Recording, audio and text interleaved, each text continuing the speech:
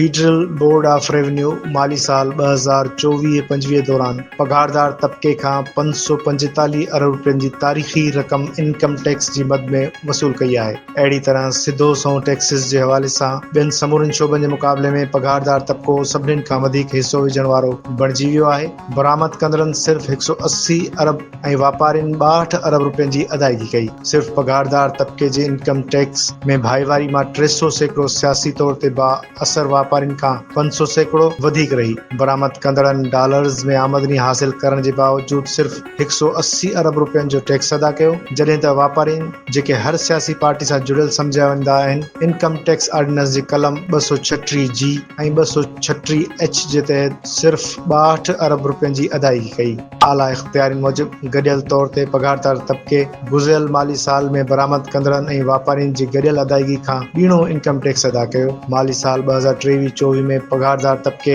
367 अरब रुपया टैक्स ॾिनो हो, जॾहिं त 2024-25 में इहा रक़म वधी 545 अरब रुपयनि ताईं पहुची वई आहे, यानी 178 अरब रुपयनि में जो इज़ाफ़ो थियो आहे। हिते इहो ज़िक्र बि अहम आहे त वापारियुनि जे लाइ मुतारिफ़ करायल वापारी दोस्त स्कीम TDS गुज़िरियल माली साल में नाकाम रही ऐं वापारियुनि इन में शामिल थियण खां दिलचस्पी न ॾेखारी।